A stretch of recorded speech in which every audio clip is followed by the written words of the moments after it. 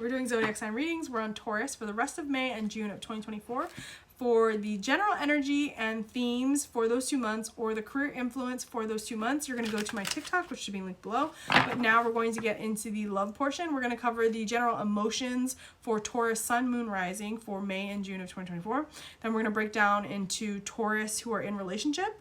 And then we're going to do single Tauruses. So let's get started. Can I see the Tauruses? Sun, rising, oh.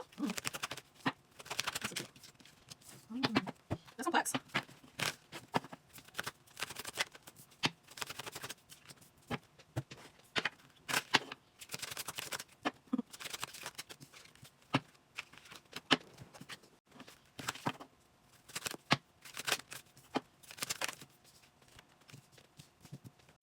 Okay, it looks like emotionally you're going to have some flares, some emotional or anger flares, but they're warning to not scorch too hot because you could burn things, and to bring more emotional sensitivity in. They want you to have clarity, but also accept mystery. You also have psychic awareness, and they want you to appreciate that. You might be a little bit afraid of it. So this part, trigger warning, it might be a little challenging, and for all of you it might not be the same, but there's some either fear or judgment around death that's coming through, and death could represent change, but it feels like death, coming to terms with something or being challenged by it. So if you can use that psychic awareness that you do have and tap in and connect with that, I think it would be very helpful, much more productive. And for those of you where it's not death and it's change, there's a sense of like not judging yourself and how this change is met. Like, I don't know if like you don't handle change well. There's something about it where it's like that. You're also the reiteration from the first half, which we always see repeats in the energy, which makes sense. Learning how to communicate, creating space to communicate, facilitating communicating, reach out to clear the air when there's conflict. Like, you're being asked to work on those chops, work on those skills. And then accepting what is, and then having hope and excitement, and an open mind toward what is in the future. There's like nervous energy that's coming in here, where it's like you're worried about being successful at something and if the timing is right, but they want you to have compassion with yourself. Like, if it isn't right, then you'll do what you need to do to get there. If it is right, then you'll do what you need to do to succeed. There's something about it like being a knot, where you shouldn't be so hard on yourself. Okay, so let's look at any other emotional influences or themes for May and June. Okay, Taurus, sun, and rising, can I see? So it looks like there's some stress about the future. You're having a hard time finding like rest in relation to all this stuff that's coming. You might be a little resistant to change, but it's coming. Oh, it looks like happiness is waiting on the other side. So take the steps. I got goosebumps under my left shin. I don't know why that specifically, but that's like confirmation usually when I get goosebumps. But I don't usually get it in a specific place like that. But there's some sense of like needing to like put one foot in front of the other. Lay one brick and then the next. Yeah, this change. So the death is more about change. It's like being resistant to change.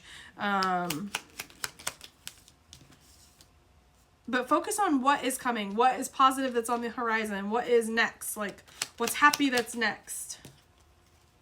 And you're strong enough, you're good enough, you have what it takes, like whatever it is. And if not, you're the type of person who's going to put in the work. So either way, you're aligning with that success and happiness. So we got to work on that, like doing things by yourself. Like, you don't have to do everything by yourself, and you can, how do I say this? Things can progress and they can be easier for you. But there's some part of you that's sort of holding on to this doing everything by yourself. And maybe that's a requirement of life. Yeah, maybe you've had to be that way, but it's like, and you show up for yourself. You're stable, you remain that way, but same thing as the first half. You're being called into the emotion and working on how you express and experience and flow emotions in your life, from your internal space to your external space to the people who are in your community and around you.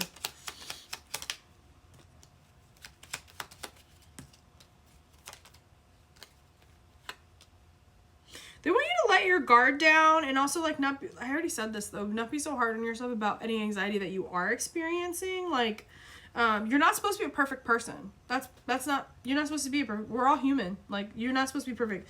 There's not some specific criteria for you to be perfect. Maybe in your career there's a what's that word, pressure, from what I'm just seeing.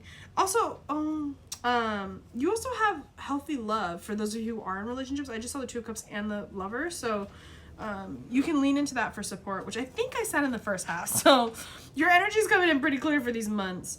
Let's look at those of you who are Taurus, Sun, Moon, Rising, who are in relationships. Okay, can I see the Taurus, Sun, Moon, Risings who are in relationships? There's a need to release conflict, and again, they're repeating really hard for you guys. Not to try to control things or control your partner. There's a lot happening this summer, and there's a lot of excitement, so try not to let your anger or your emotions run away with you, or your fears, because then it's like you're creating burdens that aren't necessary. It looks like you guys are locked in too. Oh, good. Let your guard down.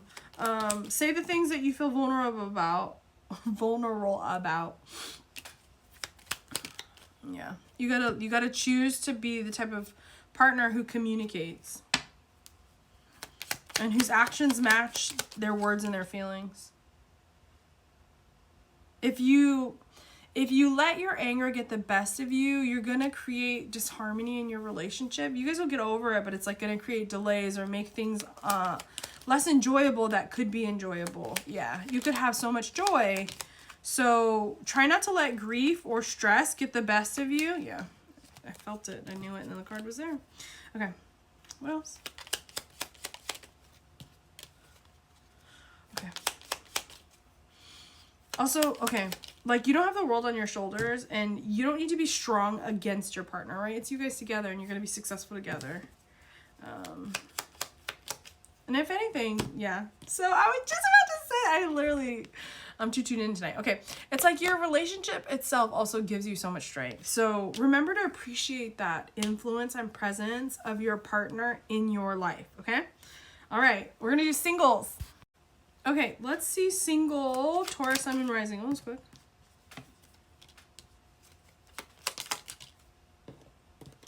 They want you to be honest with yourselves about your fears and how holding on to those fears is creating burdens for you.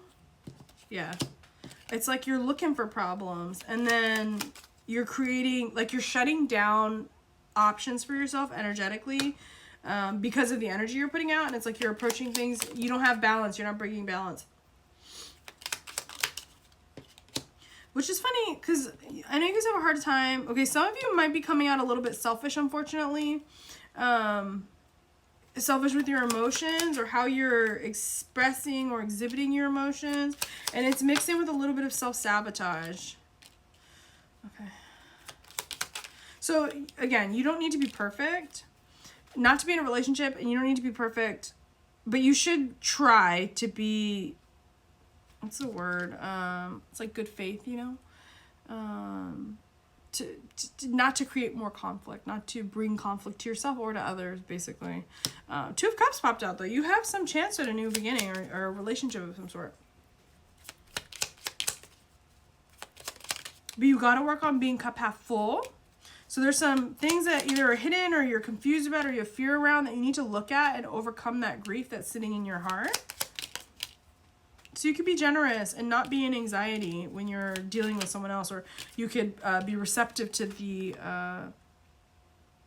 whatever someone is giving you or showing you. Like you can be receptive to them and the energy they're exchanging with you. Okay, so they're bringing up again that thing about like you don't have to do everything on your own, and doing things. You're not weak if you accept help from other people, if that makes sense. And I think there's a little bit of like needing to correct things so that you can feel okay, but you don't need to feel strong all the time. It's like absolutely okay to be like, I'm having a hot mess day. I'm having a hot mess day, and I'm going to just give myself whatever I want. I'm doing the best I can. Like it's okay to be like that and to create space for yourself like that.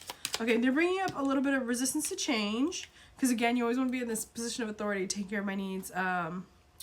Like, you definitely have it on lock, and good for you, because it's not easy, right? And it's not easy to maintain that, but you shouldn't have to maintain it like all the time or by yourself. Yeah.